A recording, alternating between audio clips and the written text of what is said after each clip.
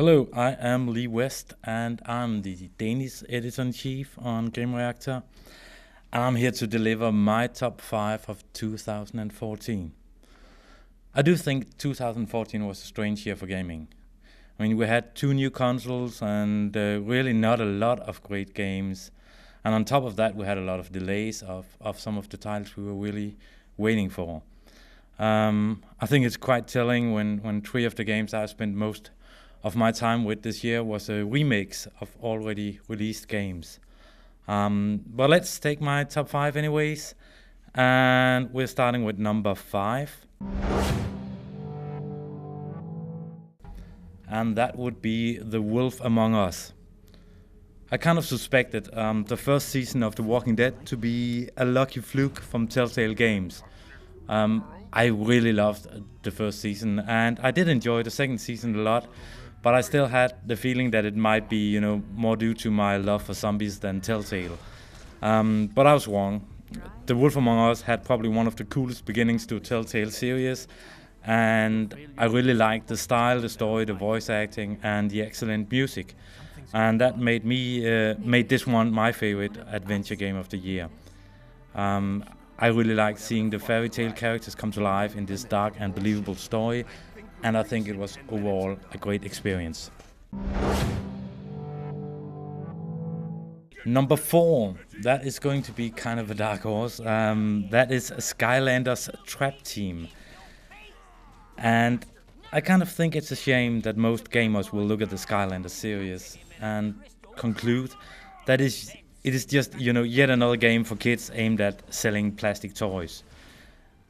I know it's true to some extent, but I also think that the newest game in the Skylanders series is so well designed, and it feels kind of like an old school dungeon crawler with loot, tons of characters, boss fights, and some simple puzzles.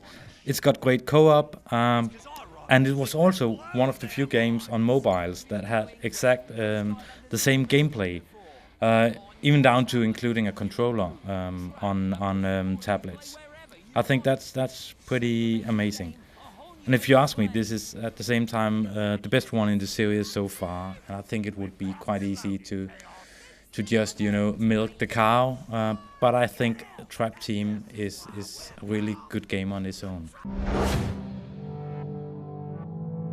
And that leads me to one of my favorites of, a long time. That's The Last of Us, and of course this is the remastered edition of the game for PS4. I loved the original game for the PS3, and I didn't really expect much. I just felt like, okay, they're going to, scale everything up, and that's going to be nice, and hey, I'll forget about it again. But I really felt like it was going from DVD to Blu-ray when switching to the PS4 version, and I think the amount of detail was insane. I liked the new reflections, and the animations felt great. But at the same time, I finally got a chance to play the DLC, Left Behind. I didn't have any time to do that earlier, and I thought that was such a great addition to an already amazing game. So that one is on my top 5 list as number 3. Number 2 is yet another remaster, and that is Grand Theft Auto 5. I mean, first person. I wasn't really hooked on the idea, and I thought it would be kind of just a gimmick, but it didn't feel like a gimmick. I think it was amazing to actually feel like the character walking around. And I mean, you're immersed when you decide to walk to the other side of the street as a mean-looking gang is standing outside a house eyeballing you. And I did that one night, and that was such a crazy moment for me. I mean, if you actually kind of believe you're there, then the game is doing something. The amount of new content in the remaster also is why I chose this higher than The Last of Us. I mean, The Last of Us is one of my all-time favorite games, but I think Rockstar did something extraordinary with Grand Theft Auto 5 as a remaster. But of course, Grand Theft Auto gets the second spot, and now you're probably thinking, is he going to choose Dragon Age, Inquisition, or Far Cry 4 as the top spot? I mean, they are top contenders for Game of the Year for me, and I've enjoyed both of them for quite some time. But I did not include them as I simply haven't had time enough to play them through. So, drumroll, my first spot goes to Middle-earth: Shadow of Mordor. First of all, let me say, I don't really care for Lord of the Rings. But this game made me fall in love with that whole Tolkien universe. And I think Monolith did so many things right with this game.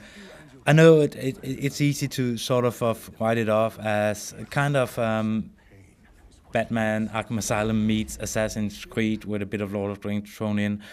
But they had so many nice details in this game.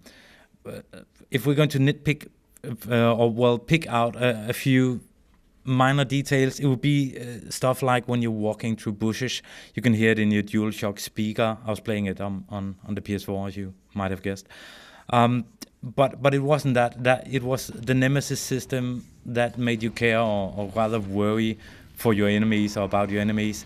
I think that was such a brilliant feature.